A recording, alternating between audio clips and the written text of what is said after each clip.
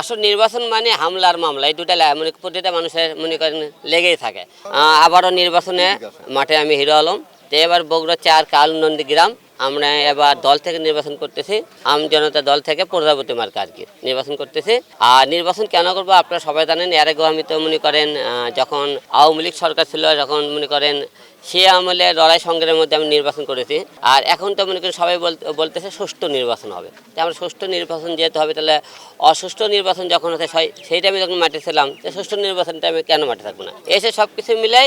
আর যারা আমাদের মধ্যে আগে যারা ভোটারের বৃন্দ ছিল, যে সমস্ত কর্মীরা ছিল, তারা বলছে আমরা যখন দূর সময় ছিল আমরা পাশে ছিলাম, এখন তো আপনি নির্বাচন করবেন না কেন? আমরা বগুড়া 4 কালনন্দী গ্রাম দল থেকে করতেছি, আম জনতা দল। আসলে সদরে মনে করেন সেবার তো মনে করেন নির্বাচনে উপনির্বাচন ছিল। আর সেবার তো মনে করেন আমাদের মনে করেন বগুড়ার গর্বজনক তারেক রহমান সেই টাইমে ছিল না।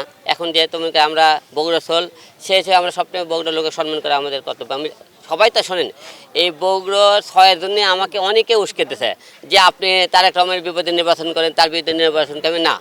আপনি কেউ উস্কে দিলে একজনকে যাইতে নাই, কারণ আমি স্যারে মনে করেন শুরু থেকে নির্বাচন করে আসতেছি, স্যারই আমার জন্য বেস্ট। আমি মিথ্যে কোনো একটা মানুষের কথা শুনে এক জায়গায় পেঁচ লাগাবো দরকার নেই।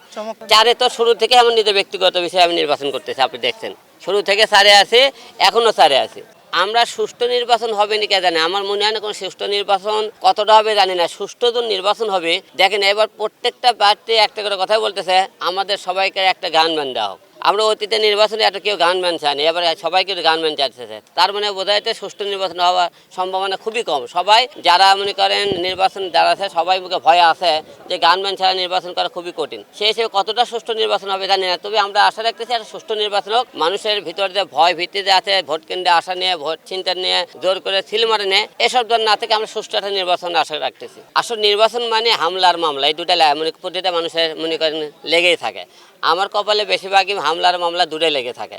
এখন এইবারও হবে কিনা জানি না, তবে নির্বাচনের মাঠে আগেও যেরকম ছিলাম এবারও থাকবো। হামলা হোক মামলা হোক যেটাই হোক, হিরো আলম মনিকার নির্বাচনের মাঠ শুরু থেকে লাস্ট পর্যন্ত মাঠে থাকবে। আরএফএল এসডব্লিউআর পাইপি মাপে যা বলে তাই দেয়।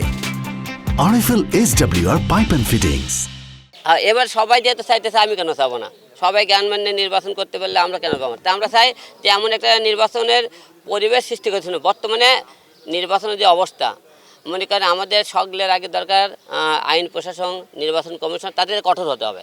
কারণ তারা হলে কঠোর মনে করেন নিরাপত্তা ব্যবস্থা করে, কারণ কোনো গান মানি দরকার নেই। কারণ যেখানে সন্ত্রাসী হামলা করবে, যেখানে অন্যায় অত্যাচার হবে, সেখানে মনে করেন যদি কেউ সন্ত্রাস বাহিনী থাকে, দুই একটা শ্যুট করে দেয়, হ্যাঁ, তাহলে দেখবেন এলাকা ঠান্ডা হয়ে গেছে। কিন্তু আমরা তা না করে উপর মহলের এমপি মন্ত্রী মামা খালু ধরে সন্ত্রাসী আমরা আগে কি তারকে কারো মনে করেন আশ্রয় দিই, দেওয়ার আশ্রয় দেওয়ার কারণে তারা কিন্তু আজকে অবস্থা।